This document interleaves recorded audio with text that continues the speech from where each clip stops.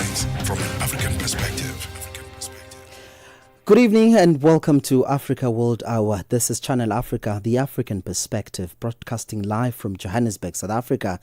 Catch us live on SABC Plus app, DSTV Audio BK, Channel 802 and OpenView Channel 628. My name is Innocent Semosa in for Tsepiso Makwetla. It has just gone 21:01 Central African Time. Africa World Hour. Africa World Hour. Unpacking global headlines from an African perspective. Let's take a look at Africa World Hour top stories today.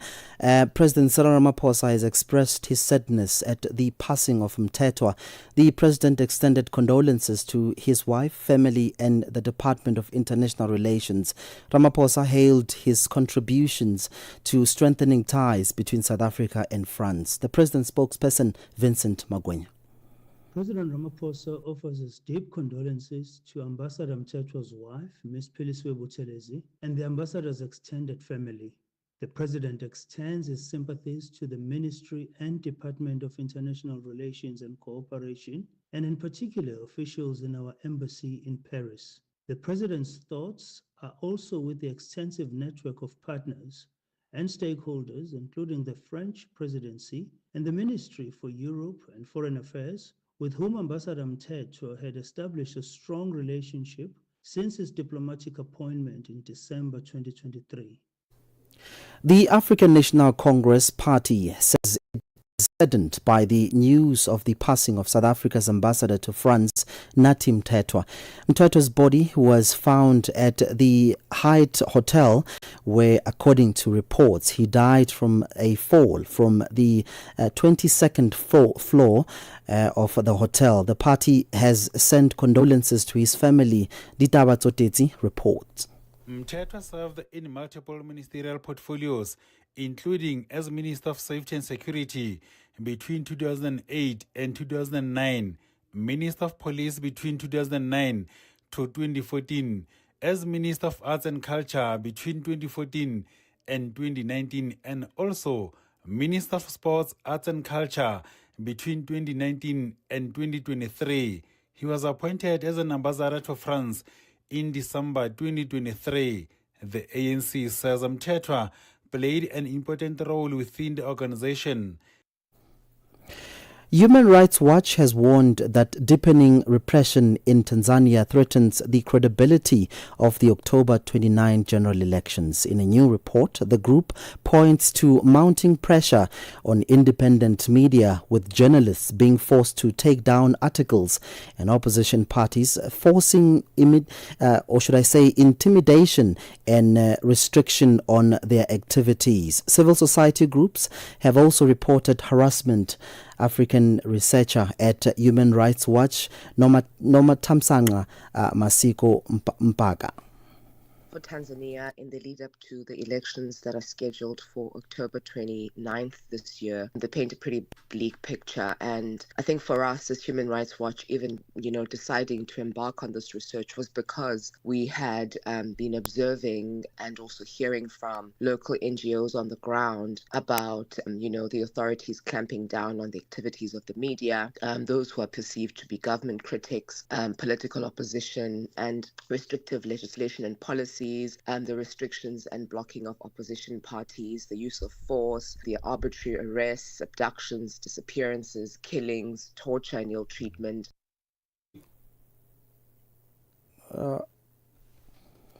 A strike by oil workers in Nigeria has entered its second day following the dismissal of hundreds of staff by the Dangote refinery owned by Africa's richest man, Aliko Dangote.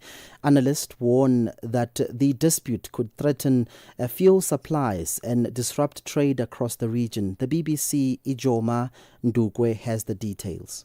Talks between the Oil Workers Union and Dangote Refinery, which were mediated by Nigeria's Labour Ministry in the capital Abuja, ended in deadlock last night. This has left members of the Petroleum and Natural Gas Senior Staff Association of Nigeria, who began striking on Monday, taking industrial action for a second day.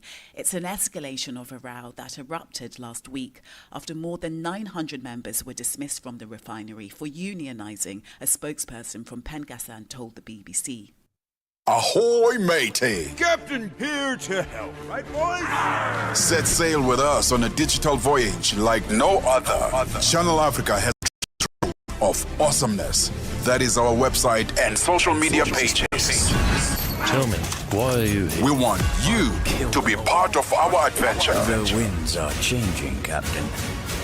And this time... Imagine a world where curiosity knows no bounds, where entertainment meets enlightenment, and where every click leads to the African perspective.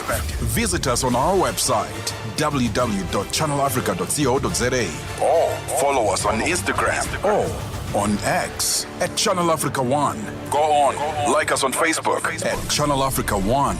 So, spread the word. Tell a friend that Channel Africa's online variety is what they need on the web. Channel Africa, the African perspective. Get Channel Africa on DSTV Audio Bouquet. Channel 802. Africa World Hour.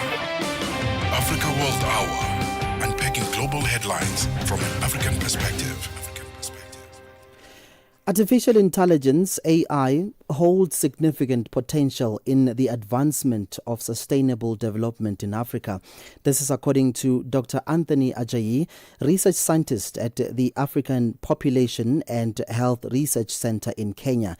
He was speaking at the 13th Annual Conference of Speakers of African Nations and Regional Parliaments at the Pan-African Parliament in Midrand, South Africa. Ntlanta Mahlangu reports. The role of artificial intelligence, AI, in harnessing the development of Africa was under the spotlight at the second and final day of the 13th Annual Conference of Speakers of African National and Regional Parliaments. The conference heard that AI is not only disrupting the technology sector, but it is already reshaping the future of Africa. Dr. Anthony Ajayi says the continent of Africa has powers and a role to play with its demographic dividend. Africa has so much potential to tap into the AI, but there's a lot of economic potential for AI. Globally, it is estimated the value of AI is about $16.5 trillion. Out of that, 0.4 trillion is value of AI in our economies, which is approximately 2.5% of the global AI market. So far we have a very tiny share, only 2.5%. If we make the right decision as a continent, if we make the right decisions as countries, we are likely to see a lot more than 2.5%. So what is the potential value? The potential value between 2024 and 2030 on the continent is approximately $2.9 trillion. CFTA is a $3.4 trillion market value. AI alone, CFTA is trade across the continent, intra-African trade. It's a $3.4 trillion USD market value for CFTA. AI alone is $2.9 trillion. That goes to say, if we embrace AI, we are likely to see a big change in our economies. That's the value we are seeing. That's the value we are sitting on. The conference also explored innovative pathways for sustainable development and digital transformation, recognizing the transformative potential of digital technologies and artificial intelligence. Brando Benifei, member of the European Union, has committed to more collaboration with the Pan-African Parliament. I want to send you a clear message. The European Union and the European Parliament, first of all, is interested and committed to work together with the African continent to build a common strategy on AI. And the European Parliament is ready to engage with African parliaments so that we can develop a common work, as we are doing already with this dialogue on your AI strategy. But as I said, I think we can be also partners, not only for finding common rules, but also common investment in a human-centric AI that is not in the hands only of a few powers in the world, both states or private companies. We need to enlarge the number of actors, and so EU and Africa can really work together. The conference also heard that AI is providing solutions to Africa's major social, economic, and environmental challenges, from the health sector to education and agriculture. Speakers said its unique potential could prove to be a game changer for the continent. The conference also provided the opportunity for African speakers to amplify Africa's voice in shaping international debates on sustainable development, global governance reform, and parliamentary innovation. Reporting for Channel Africa, I am Ntlandla Mahlangu in Johannesburg. Now, in Morocco, a wave of Gen Z-led protests have entered its third day, with young people demanding urgent reforms to public health and education. The demonstrations, coordinated online by the group of Gen Z 212 through platforms like TikTok and Discord, have spread across major cities including Rabat and Casablanca.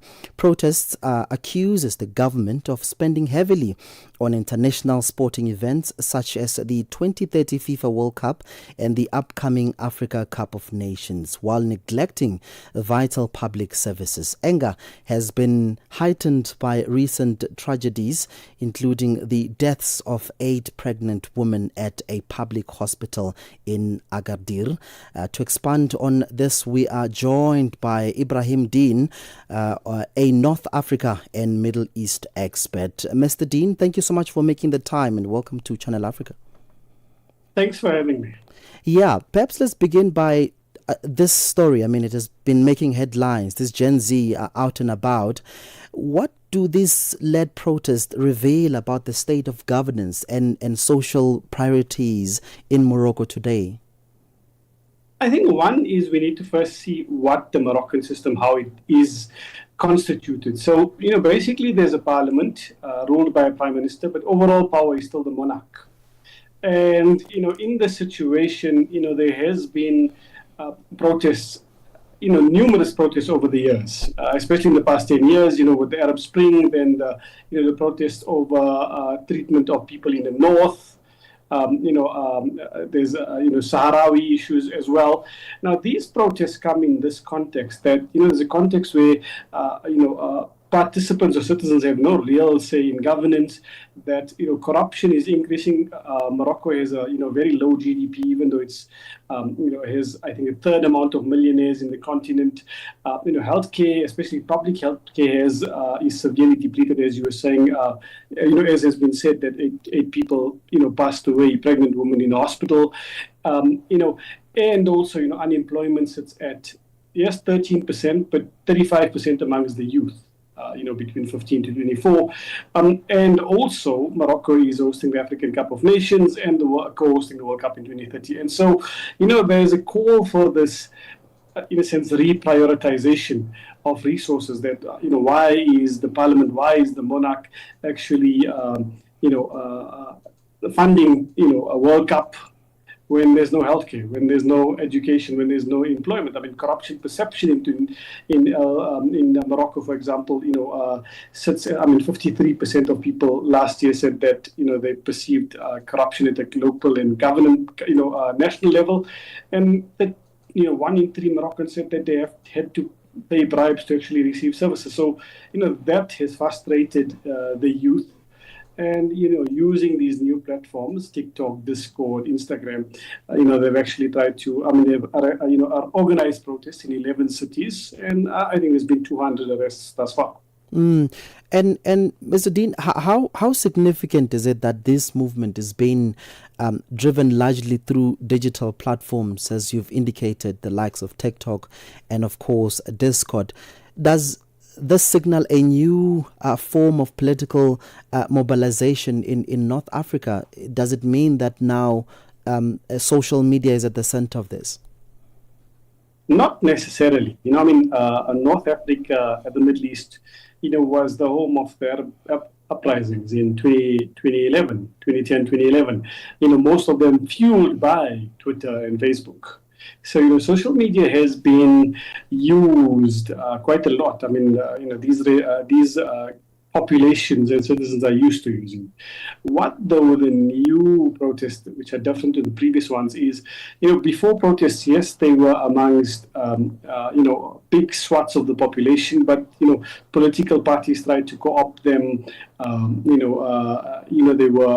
There was leadership that could be negotiated with, whereas these protests, it seems to be a leaderless movement at the moment, currently similar to what happened in neighboring Algeria before COVID-19 in 2019 with the Iraq movement. So, again, using these new medias, new technologies, but also leaderless protests. Now, that poses, a threat and, in a sense, an opportunity. One is the threat is that, many of the it's very difficult to negotiate. It's very easy to co-opt. It's very easy to suppress because there's no real leaders. There's no real demands.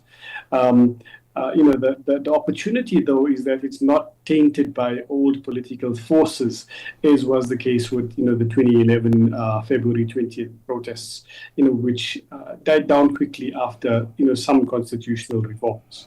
Yeah, and it does seem like there's a need for a balancing act here, because protesters accuses the government of spending on prestige projects like the World Cup while neglecting healthcare and education. Hence, I said that there's a need for them to do a proper balancing act. But how much of this criticism reflects on the deeper, disconnect between government spending priorities and the needs for citizens? So this is the problem. I mean, there's two things. One is, it has been, a common theme that, when you these projects, the spending does lead to discontent. We saw this in South Africa before 2010. We also saw this in Brazil before 2014, where hundreds of thousands protest. So, that seems always, especially in a developing country and context, these protests do happen. But, yes, GDP is minimal, is limited in Morocco. Opportunities for the youth are limited. And then there's the deeper structural issue of governance, where, yes, you're protesting against the government, but actually overall power is still held by the king and the monarch. And so how then do you actually get to hearing the monarch, or get the monarch to hear you when political parties just change, or it just feels as if, we can, the anger can be met out, or, towards a government, which we can change but still remain in control. And that's, the disjuncture that has happened in all these Arab monarchies since the Arab uprisings, in 2011, that, we can't have rich kings and rich monarchs, but very poor populations. Now, the Gulf were able to bribe themselves out of the situation where they could increase spending on public services. Algeria had big gas rents which it tried to use. Morocco isn't, so well endowed in that sense. And so it's much more difficult, for the king to actually, address the real structural issues without him actually handing over some of his power, and that he's not wanting to do. So there is that, this juncture and disconnect and schism between the demands of the population and the regime's attempts to protect itself. Yeah, Mr. Dean, just before I let you go, let's then go back to the deaths of 8 pregnant women in Agadir that have become really a rallying point in this topic. Do such tragedies expose systemic failures in Morocco's public health care system? There is. I mean, the World Health Organization says that Morocco has 8 doctors for every 10,000 people. The number should be closer to 25. So there's deep fissures and problems within public services in general in Morocco, and also because there's no real upward mobility. It's a dictatorial regime. Many technocrats, many experts are moving to other countries. Your neighbor, your France, especially in Europe, your Spain as well. And that's actually there's a brain drain and a lack of public services. And actually, the king is the richest, or one of the richest people in the country. He's a monarch. And all the political parties either are orbit him, even the opposition parties orbit him. So there's that political structural issues which actually ensure or assure that these demands aren't, there's no real ability for the state to manage these without actually weakening its own grip on power. And that's the disjuncture that's happening. I mean, it's happening all over the world, but also, in these countries. I mean, I think the bigger thing, though, with this is it's young protesters. And, that, there is an unpredictability towards the protests, which is very difficult to respond to. And which, may mean that, yes, it's at the moment small, but actually can be quite long-lasting if allowed to fester. Indeed. Dean, thank you so much for making the time. Thanks for having me. All right, there you have it. That was Ibrahim Dean, a North Africa and Middle East expert. That conversation brings us to exactly 21:21 Central African time. This is Africa, Channel Africa, the African perspective. We are on OpenView's audio bouquet. Channel 628. Yo. Listen up. Check it out. Channel Africa is taking the digital game higher. Check it out. We are taking our digital platforms to the next level for you, our loyal listeners. You know where we at, right? New website, a fresh new app, and they're on fire. Anytime, anywhere listening, Channel Africa brings the African sound to you. It's the bomb, yo. Stay locked. The future is crystal clear with us. Your new way to experience Channel Africa is almost here. Africa, stand tall and get ready. Parlez-vous couramment le français? Êtes-vous passionné par la radio? Et êtes-vous qualifié pour travailler en Afrique du Sud? Envoyez-nous votre CV et vos 3 minutes démo en MP3 à @channelafrica.co.za pour avoir une chance de rejoindre la famille Channel Africa. Si vous n'avez pas de réponse après 14 jours, cela signifie que vous n'avez pas été retenu. Channel Africa, la perspective africaine. When the sun goes down, we don't stop the talk. Channel Africa, the best nighttime radio. All right, the clock is ticking in Washington with the federal government set to run out of money at midnight unless lawmakers strike a last-minute deal. On Monday, President Donald Trump hosted a tense White House meeting with the congressional leaders in a bid to avert a shutdown. But Vice President J.D. Vance emerged from those talks warning that a shutdown looks inevitable, blaming Democrats for refusing to back a stopgap funding bill. Democrats, meanwhile, insist they won't hand over their votes unless Republicans roll back proposed Medicaid cuts and agree to expand key healthcare tax credit. To expand or to make sense to this, we are now joined by James Henry, an economist, lawyer, and investigative journalist in the United States. Henry, a very good evening to you, and thank you so much for coming through. Great to be with you. Thank you. Yeah. How did we get to this position where the federal government is in hours away from shutting down? And what does this reveal about the current state of American politics? Well, let's take the first question. The history of this has everything to do with Trump's reelection, the fact that he then, with the support of a majority in both the U.S. House of Representatives and the Senate, was able to ram through his Build Back Better bill, which he passed in June. That calls for substantial cutbacks in federal spending on programs for low-wage workers.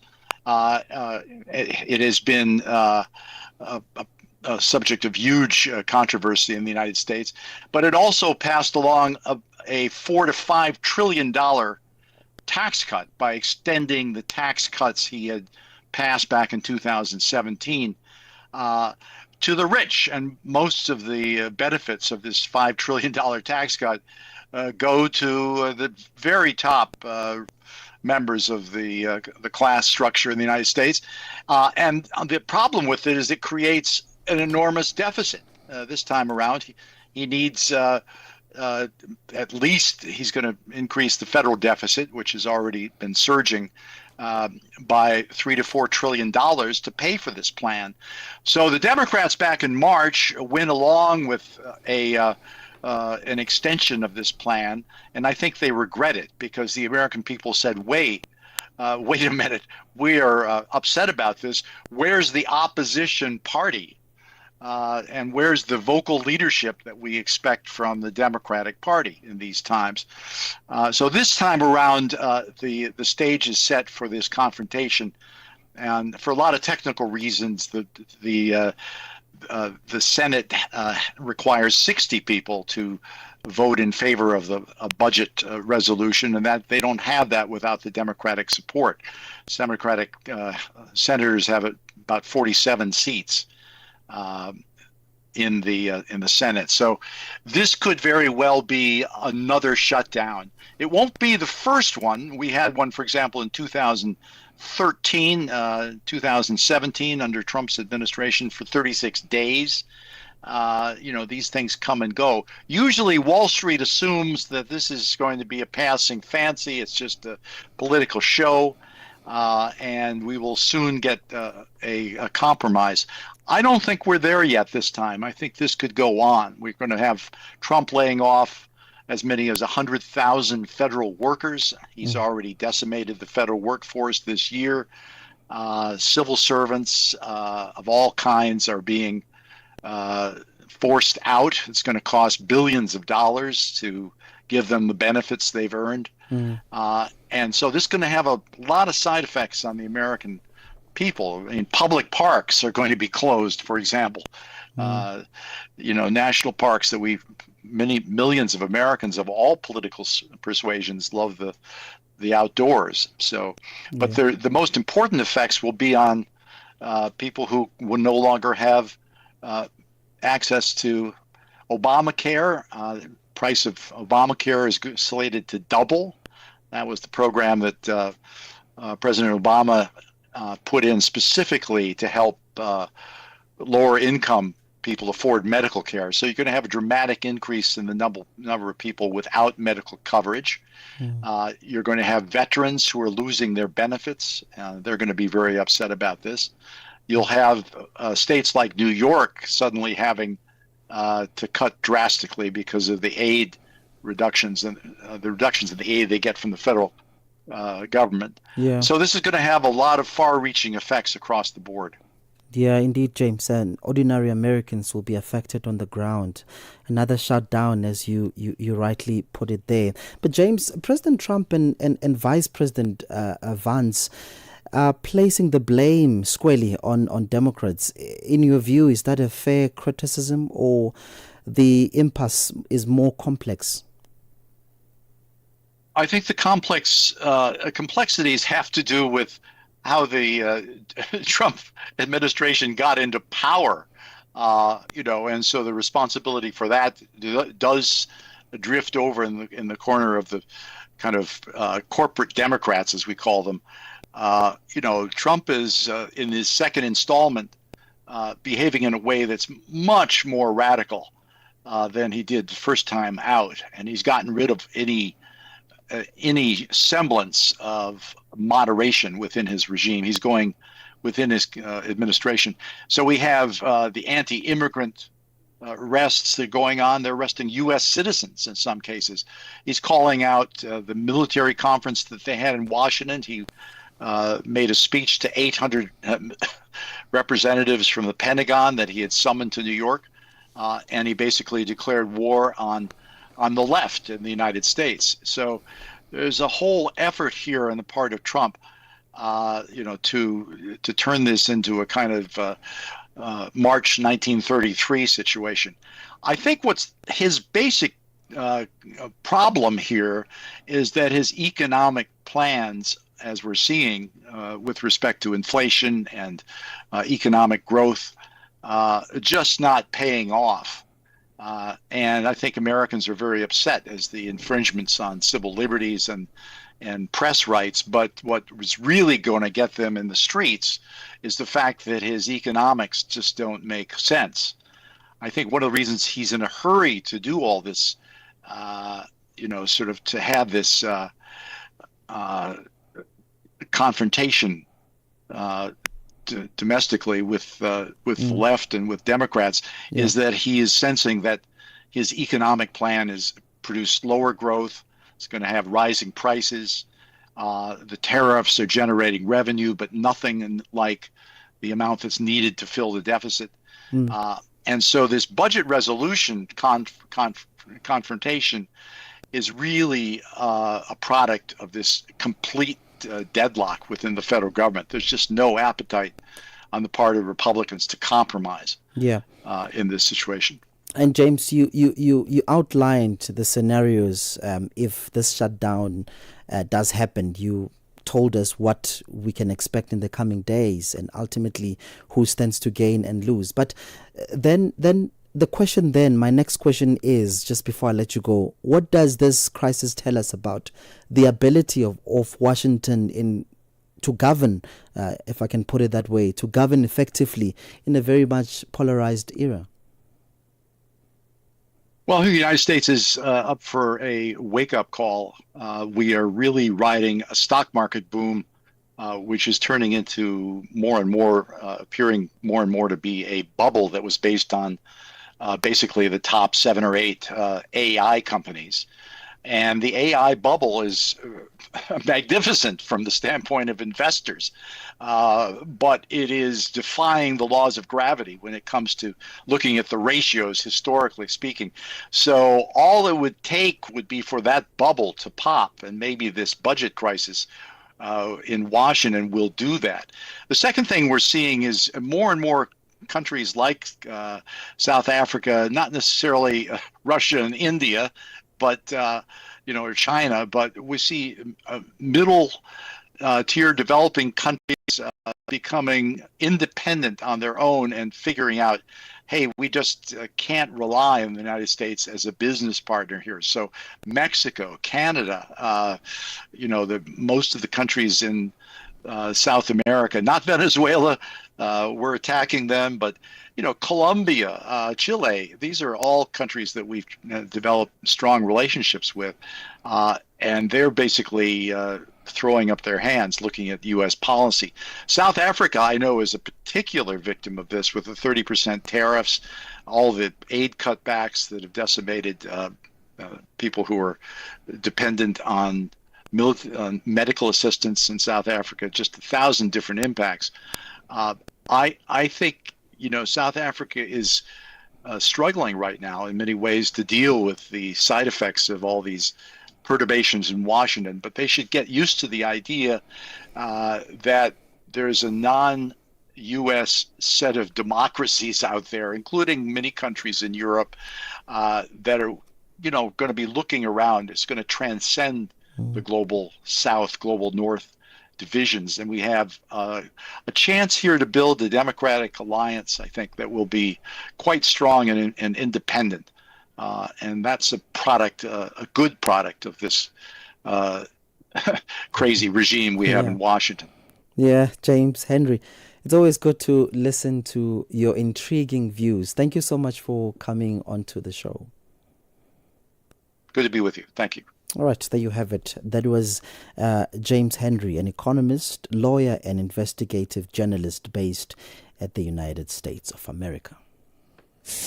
The Midnight Snack, 12 to 3 a.m. Our fitness coach, her name is Yvonne Dimakato Pasha. How to remain consistent with gyms, Dima, and I'm going to put you on the spot right now. As we are talking, I will send you my picture, and I want you to tell me what you think I should work on. Because, when I look at myself, Dima, I think I'm very handsome. I'm so good looking, oh my goodness. Like here at Channel Africa where I work, I think I'm one of the most most good-looking people ever. Like, sometimes when I look at myself in the mirror, I never get used to how good I look. I'm just amazing. You're okay with the way you're looking. You wish people could and now you want to put me on the spot. Do I need gym? Yeah. I mean, if you can just consider eating healthy, cutting down a few foodstuffs such as junk. The Midnight Snack, every Monday, 12 to 3 a.m.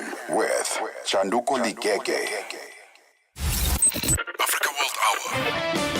Africa World Hour. Unpacking global headlines from an African perspective. Indeed, it is Africa World Hour. My name is Innocent Semosa in for Tsepiso Makwetla. It has just gone 21:35 Central African Time. On to this story now.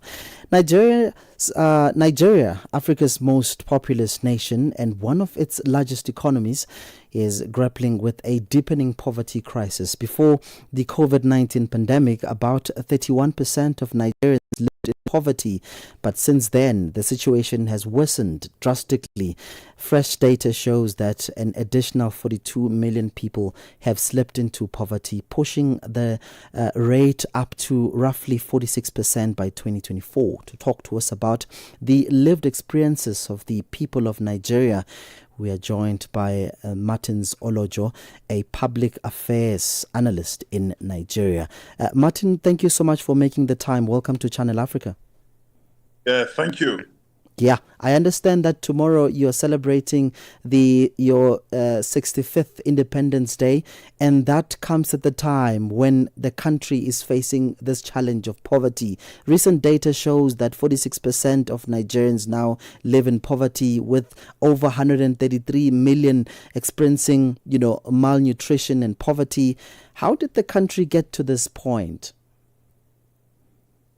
Well, it is not so complicated. We got to this point because of poor leadership, poor management of our resources over the years. We have been having accidental leaders here and there. We have been having leaders who were not prepared, and then we continue to have leaders who just allow politics to trump policies over the years, and they haven't been transparent with us.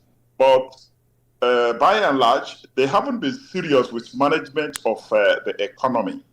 They have been managing politics. They have been wasting our money on politics, post-election petition, and they are never sworn in before election petition. And when they are sworn in, they continue to use public resources for election petition. And the ministers in the Temple of Justice, all these lawyers, continues to take advantage of that to charge them a lot. And that is some elephant in the room here that we hardly talk about. So these are issues, but in the main, people do not manage the economy. That's why we have economic stagnation, we have inflation, they remove subsidy without protection for the people. And you see the inflation rate is so high, and we have energy crisis here on our hand, and they have some classification in the electricity sector they call Band A, and that's very expensive, but your income may not be able to meet that expenditure, and so many complications in the economic sphere. Yeah. And Mr. Oloja, I know that, before COVID-19 pandemic, about 31% of Nigerians lived in poverty. Then the question is, to what extent has the COVID-19 pandemic merely exposed underlying structural weaknesses in Nigeria's economy and governance? And also, to add on that, I'm asking because the government has rolled out several social investment and poverty, alleviation programs. Why do you think these interventions have not significantly reduced the hardships for Nigerians? These interventions were not backed with believable statistics. The statistics here is like Aaron Levinson saying that statistics are like women's bikinis. what they reveal is only suggestive, and what they conceal is vital. The statistics they use for us here can never be reliable. The way they do it, they don't even have the right people in all these economic agencies. They don't have the right people. We continue to see a celebration of mediocrity. People managing the monetary policies, people managing fiscal policies. They just put politicians, they do not put the right people. You just see all sorts of mediocrity around. They don't have the right people to manage it. They don't have data scientists. They don't have economic managers that can actually do this. In other words, we are in a country where some of the worst are in government, and they are running the best and the brightest, who will never have any opportunity because they pay too much politics. You must be a member of the political party, and some of the brightest and the best who are in the professions or in the industry are never allowed to come near management of the economy. You know, in a modern governance system, you have to treat the people, you have to regard the people, you have to understand the people as if they were customers. So modern politics is customer-centric. But if you do not treat your customers well, you know, in business, you are not in business. So they do not regard citizens as citizens. They don't regard citizens as customers. They should treat well. So they don't care because of the way they win election in this place. So it's really very, very painful that they do not actually treat people as if we were to vote for them tomorrow. They don't think people are electoral assets. The way they win election in this place, so that they just do what they like. They employ people they like. They don't care about mediocrity, and then the institution that should audit them, the institution that should call them to order, is the National Assembly. But we also have in that kind of place now people who are not reliable. Yeah, they do not behave as a separate arm of government that should be in charge of the treasury. They are supposed to be in charge of the treasury. They are supposed to oversee what is happening. They are supposed to, the oversight function, they have neglected it. So they now even defend government policies. Whatever the executive head takes to the National Assembly is speedily approved. And it's very confounding to all here.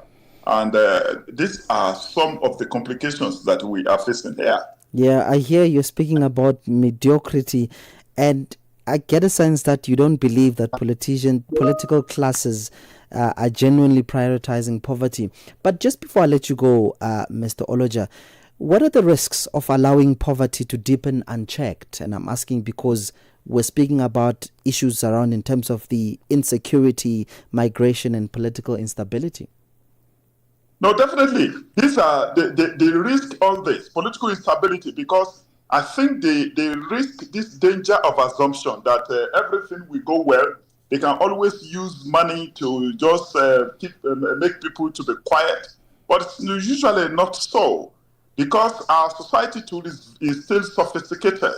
We have people who are well educated, as I said, that they never bring to power, but they just allow poverty to rise like that. You are beginning to see that there can be some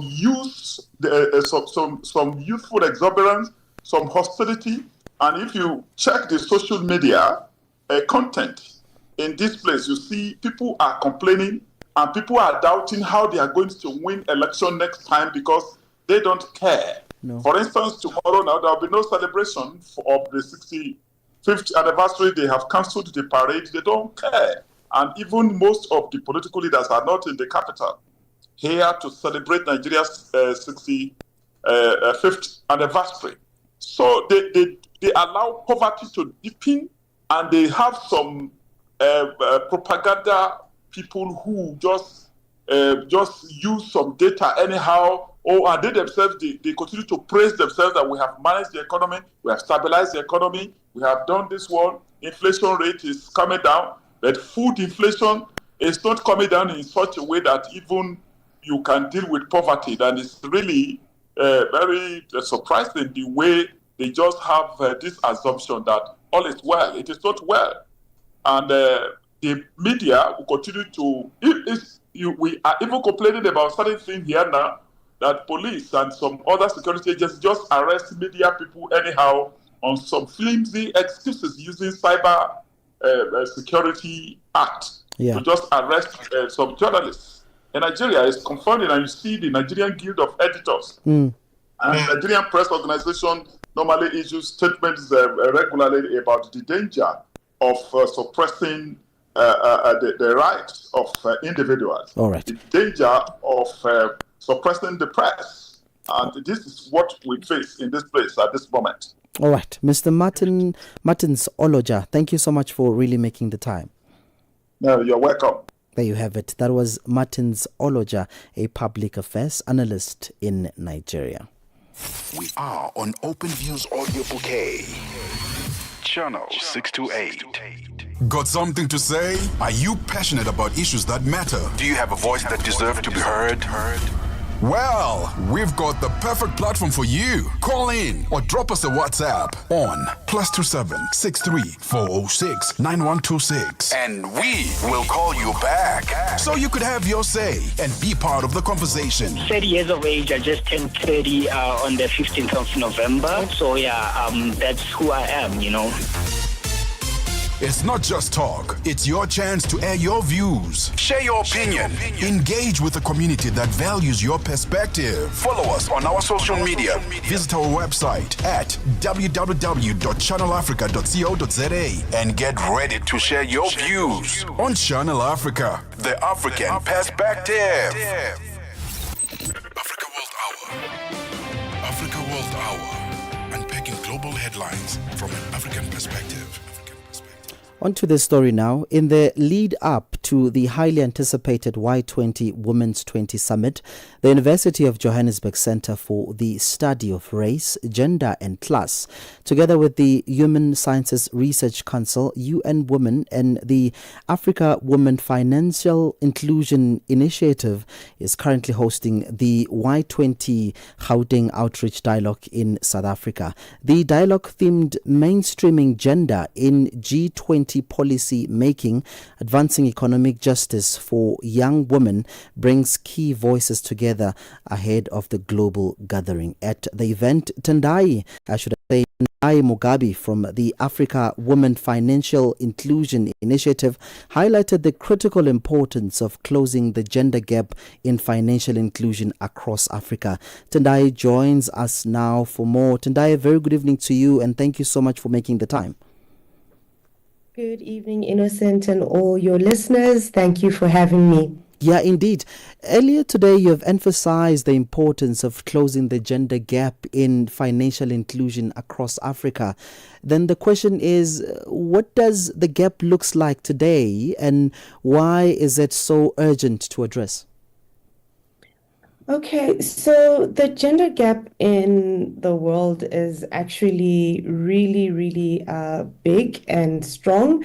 And what we have seen is that across many African markets, women are still less likely to own a formal account, use credit, or ensure their businesses. So the gap shows up at every step. For example, ID requirements, collateral, pricing, even project design. So we know that it's urgent because finance is the oxygen or opportunity. And when women can't access it, we lose jobs, tax revenue, and resilience. When they can, households invest more in education and health, and local economies grow. So closing the gender gap isn't about charity, it's actually a growth strategy. Yeah, and what practical steps is your institution taking to expand access to finance from women and young women entrepreneurs? Okay, so that's a great question. So we have recently partnered with the Gracia Machel Trust, and we have launched a program in South Africa called New Faces, New Voices. And how this is unique is that the New Faces, New Voices is not just a program that is going to be in the major cities such as Johannesburg or Cape Town. We're actually going to take the program to all provinces, 9 provinces in South Africa. We're going to be working in the peri-urban as well as rural communities. We're going to be going to the communities to understand what nuances and what needs do each province need in terms of closing this financial gap.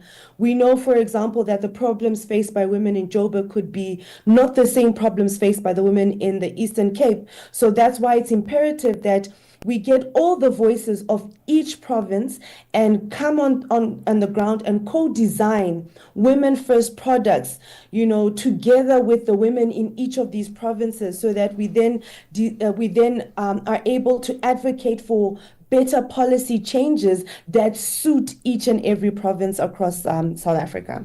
Yeah, speaking about better policy changes, from your perspective, Tendai, how can platforms like the Y20 influence the G20 to essentially prioritize gender equality in financial systems? So what we know is that the W20 can turn commitments into contracts and targets and timelines and actually bring money on the table. So we know that if the G20 actually focuses on, policy advocacy changes, in the sense that we bring onto the table all the real problems that are there, and then they're able to then track, deliver, and then create policies and actually work on the G20 scorecard on women's accounts, credit, insurance, and procurement. And they can start looking at gender smart regulation principles, looking at that collateral needs that, women face, that those barriers that they face. They can start looking at the data and understanding it. They can also provide, the G20 can provide catalytic finance pledges, aligning with DFIs or the banks behind women-led SMMEs for pipeline. And we just know that once when civil society networks like ourselves, the Africa Women Financial Inclusion Initiative, we can feed country evidence into the W20 briefs and verify delivery, turning global commitments into the local contracts that then, provide that money that women, or the access to finance, and the closing that gender gap within South Africa.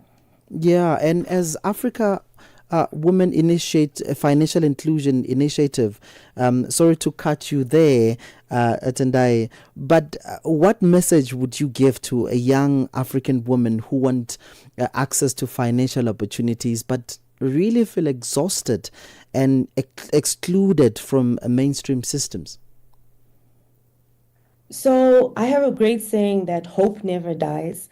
And so I would tell a young woman, believe in yourself, believe in who you are as a woman, and let's work together to collaborate and shift that needle. I know that one of the key messages that even the UN Women has is that collaboration is key.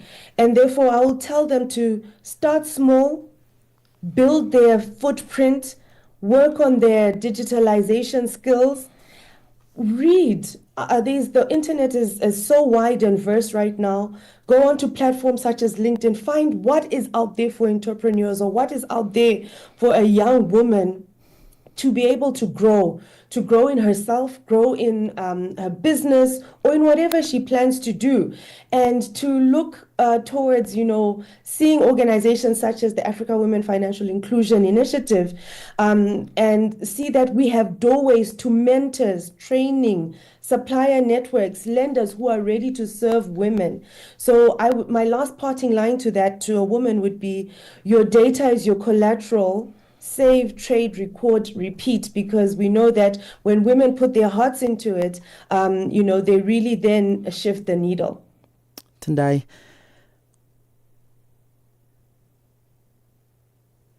Thank you so much. Thank you so very much for really coming on to the show. I really appreciate it, and continue to help this young woman. It's important because there's a general narrative out there that women have to work twice as hard to get to the top. And you are one of those people who are helping young women. And thank you so much for what you're doing. Your work is not going unnoticed. Thank you so much for making the time and for coming on to the show. Thank you very much, Innocent, and all the best. All right, there you have it. That was Tendai Mugabe from Africa Women Financial Inclusion Initiative, talking to us about the issues that has to do with including women into the financial system. Speaking about women, another beautiful woman just walked into the studio. A very good evening to you, Shayla, and what can we expect on the show? So, how are you doing, Innocent? We don't get to do this. Yes. So you can't just treat it like it's a regular day. Are you well? Apologies. I'm very well. Thank you so much. That's awesome. So we have an opportunity to touch, I suppose, give our take on the GBV campaign that is hosted by the SABC. All 19 radio stations are taking a part of it. And so Tuesday is African Diaries Day.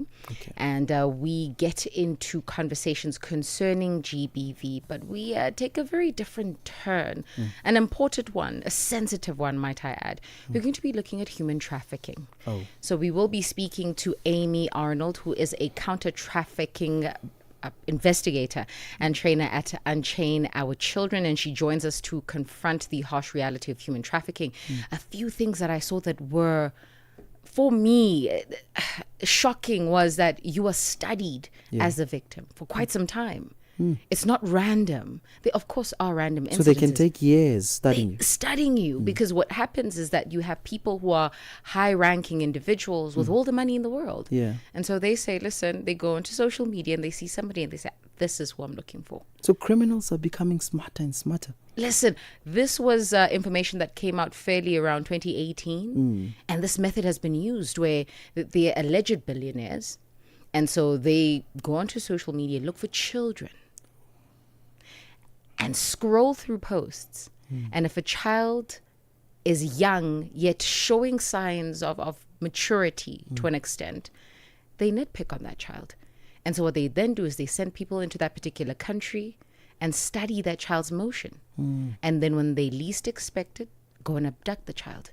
And then they tranquilize the child with all kinds of sedatives until the child does not remember where they're from, who they are. All they know is that they're in a room, and then the worst is to follow. And so we're going to be touching on that.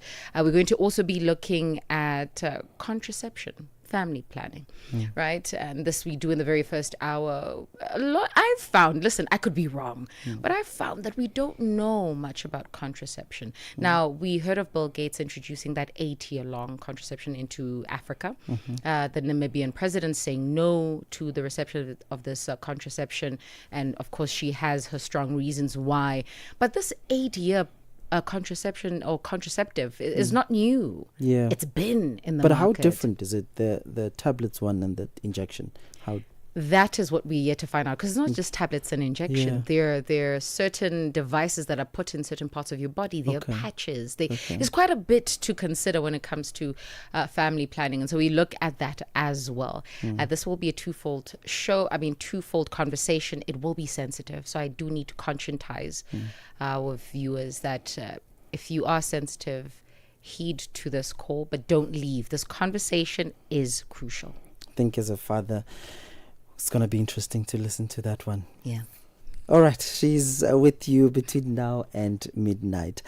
That's a wrap of tonight's installment of Africa World Hour from myself, Innocent Semosa, in for Tshepiso Makwetla, producer Dumelo Zulu, technical producer, and the rest of the team behind the scenes. Thank you for listening. For your comments on the show, send us your email at info@channelafrica.org. From myself, Innocent Semosa, on behalf of the team behind the scenes, it's goodbye and God bless. Love music, love culture, love life. Because